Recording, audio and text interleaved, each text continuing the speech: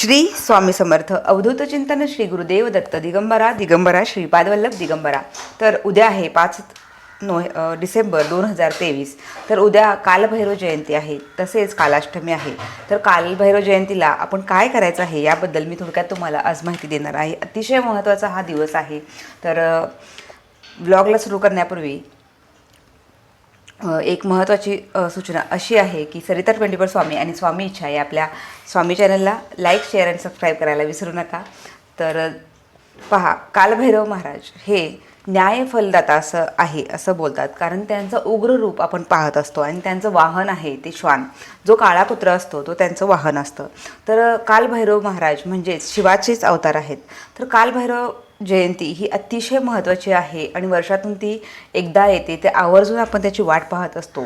तर पहा, आपण कालभैरव महाराज आपल्याला फल तर देतातच, पण आपण त्यांची कृपादृष्टी मिळवण्यासाठी आपल्याला कालभैरव जयंती दिवशी ज्यांचे कुलदैवतसुद्धा कालभैरव मनात आहेत किंवा ज्यांचे कुलदैवत नसतील तरीसुद्धा आपल्या या दत्त संप्रदायामध्ये किंवा स्वामी संप्रदायामध्ये कालभैरव महाराजांचं महत्त्व अतिशय आहे। किंवा कुठलाही संप्रदाय घ्या तर कालभैरव महाराज हे खरंच म्हणजे इतके उग्र स्वरूपी असतील तरीसुद्धा ते न्याय फलदाता आहेत। जसे तुमचे कर्म आहे तसे त्याचं फळ देणारे महाराज म्हणून आपण कालभैरव महाराजांना ओळखत असतो।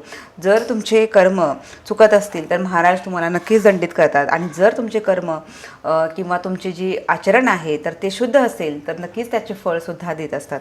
तर कालभैरव महाराजांच्या जयंतीनिमित्त आपण आपल्याला कोणती सेवा करायची आहे याबद्दल आपण जाणून घेऊया। तर ज्यांच्या घरी खूप महत्त्वाचे प्रश्न पेंडिंग आहेत, काहींच्या घरी काही कोर्ट कचेरीचे जुने प्रश्न असतील किंवा घरात वाद असतील, वाईट बाधेचा त्रास असेल, वाईट शक्तींचा त्रास घरात असेल, घरात कोणी एखादी व्यक्ती सतत आजारी पडत असेल, तर अशा सर्व म्हणजे कुठलीही समस्या असू दे तुमची, किंवा ऑफिसमध्ये तुम्हाला कोणी त्रास देत आहे, तुमचे बिझनेस पार्टनर तुम्हाला त्रास देत आहेत, शेजारी तुम्हाला कोणी त्रास देत आहे विनाकारण, आणि तुमची काहीही चूक नसताना दरवेळी तुम्हाला असे त्रास होत असतील, तर कालभैरव महाराजांची जर आपण उपासना केली किंवा आपण त्यांची सेवा केली तर आपल्याला त्याचे खूप सुंदर असे रिझल्ट्स मिळत असतात।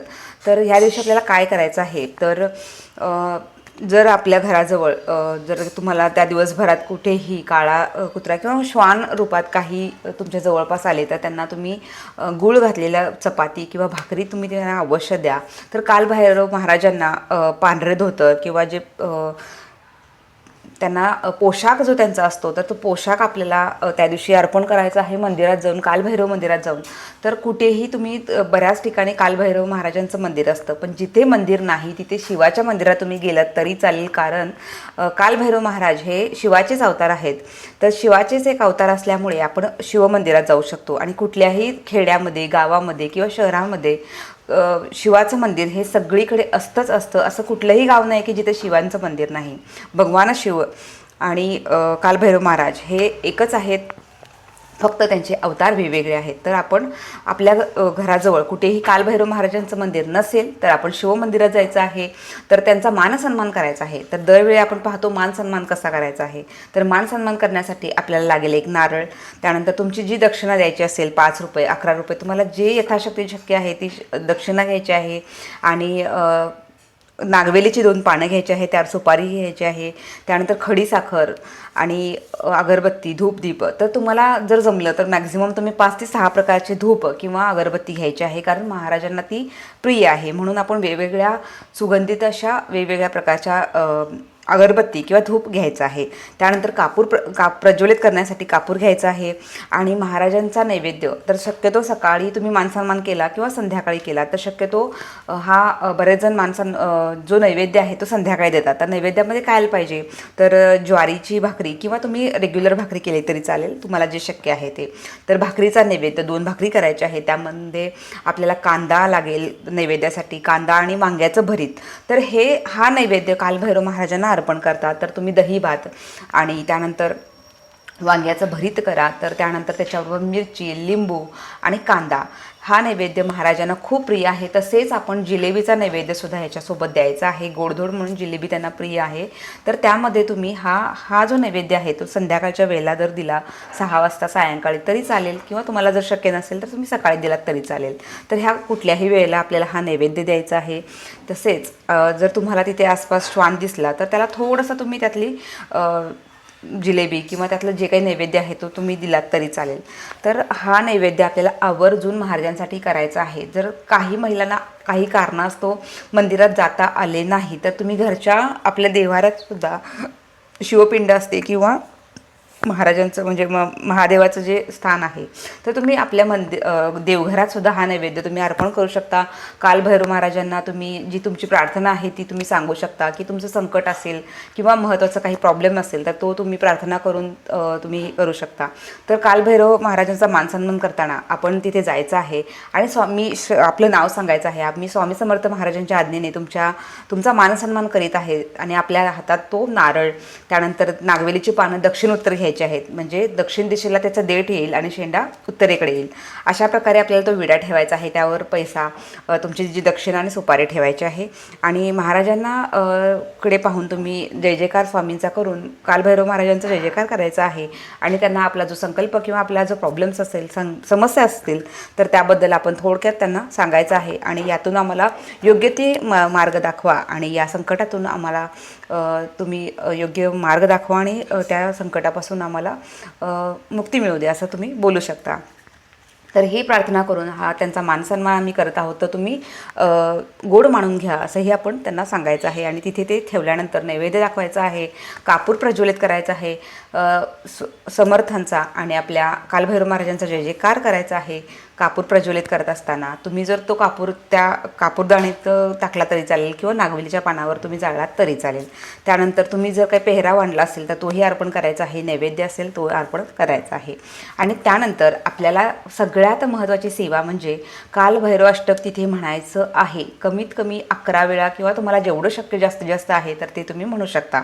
तर अगदी कालभैरव अष्टक म्हणायला 1 मिनिटसुद्धा लागत नाही. 1 मिनिटामध्ये कालभैरव अष्टक होऊन जातं. ओम देवराज सेव्यमान पावनांगी पंकजम. तर हे जे आपलं कालभैरव अष्टक आहे तर अवश्य तुम्ही म्हणा. खूप सुंदर अशी ती त्यातून एनर्जी आपल्याला मिळत असते आणि आपल्याला काही निगेटिव्ह एनर्जीचा त्रास होत असेल तर तेही त्या एनर्जीपासून आपल्याला मुक्ती मिळते. तर ओम देवराज सेव्यमान पावनांगी पंकजम व्यालयज्ञ हे जे आपलं कालभैरव अष्टक आहे हे आपल्याला आवर्जून म्हणायचं आहे. हे तुम्हाला मी कुठेही मिळेल, गुगलवर सर्च करा किंवा तुमच्याकडे पुस्तक असेल त्यातलं म्हणा, मोबाईलमध्ये असेल तर म्हणा, मी तुम्हाला डिस्क्रिप्शनमध्ये द्यायचा प्रयत्न करेल नक्कीच. तर हे कालभैरव अष्टक आपल्याला 11 वेळा म्हणायचं आहे. आणि फलश्रुती आता कसं म्हणायचं आहे तर शेवटच्या 4 ज्या ओळी आहेत तर ती फलश्रुती असते. तर काय करायचं आहे की 10 वेळा ते कालभैरव अष्टक फलश्रुती न म्हणता 10 वेळा म्हणायचं आहे आणि 11व्या वेळा जेव्हा आपण म्हणतो ते फलश्रुतीसह म्हणायचं असतं. तर अशा प्रकारे आपल्याला कालभैरव अष्टक तिथे आवर्जून म्हणायचं आहे. महामृत्युंजय मंत्राचा जप तुम्हाला करता आला तर कमीत कमी 108 वेळा तो महामृत्यू मंत्राचा जप करा. कालभैरव महाराजांचा मंत्र माहीत असेल तर तोही तुम्ही तिथे 1 माळ जपू शकता. स्वामी समर्थ महाराजांची माळ जपायची आहे. तर अशा प्रकारे आपल्याला कालभैरव अष्टक म्हणायचंच आहे. अतिशय सुंदर सेवा आहे. तुमचा कुठलाही कठीणातला कठीण प्रश्न असेल तर तो तुम्हाला खूप उपयोगी पडेल. तर अजून एक महत्त्वाचं असं आहे की ज्यांना म्हणजे आपल्या घरात कोणी सतत आजारी असेल किंवा लहान मूल असेल, त्याला कुठलेही नजरबाधा किंवा नजरदोषाचा त्रास होऊ नये म्हणून आपण एक काळा धागा घ्यायचा आहे, तो उजव्या हातामध्ये ठेवायचा आहे आणि मग त्याच्यावर 11 वेळा कालभैरव अष्टक म्हणून आपण तो धागा अभिमंत्रित करून, जर तुम्ही मंदिरात गेला असाल तर तिथे अभिमंत्रित करून घेऊ शकता किंवा घरातल्या देव्हाऱ्यासमोर बसून तुम्ही म्हणू शकता आणि मग तो धागा आपण त्या आजारी व्यक्तीला किंवा आपल्या त्या लहान बाळाला आपण तुम्ही तो बांधू शकता किंवा स्वतःच्या संरक्षणासाठी सुद्धा सगळेजण तुम्ही वापरू शकता. तर जेव्हा आपण हे कालभैरव अष्टक म्हणत असतो तेव्हा तिथे जी पडलेली जी अगरबत्तीची रक्षा असेल तर ती रक्षा आपण घ्यायची आहे. तर ती आपल्या घरात सर्वांना लावायची आहे. आपल्या घरात चौफेर जरी फुंकर मारून दिलीत तरी चालेल. म्हणजेच कठीणातले कठीण कुठलेही प्रश्न असतील, बाधा, वाईट बाधा काही असेल, तुम्ही लक्ष देऊ नका. फक्त कालभैरव महाराजांना तुम्ही विनंती केली आणि त्यांची जर सेवा करायला सुरुवात केली तर त्याचे रिझल्ट्स तुम्हाला खरंच खूप सुंदर असे मिळत असतात. तर कालभैरव जयंती जी आहे तर ती मंगळवारी 5 तारखेला आहे.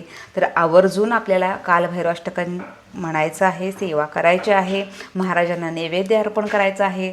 आणि जास्तीत जास्त तुम्हाला हा व्हिडिओ आवडला असेल तर तुम्ही जास्तीत जास्त तुमच्या सगळ्यांना शेअर करा. तसेच तुम्हाला जरी हा शेअर नाही करता आला तरी ओरली सांगा की कालभैरव महाराजांची जयंती असल्यामुळे आपल्याला काय सेवा करायची आहे आणि ती किती महत्त्वाची आहे, तर याचंसुद्धा महत्त्व तुम्ही सांगा.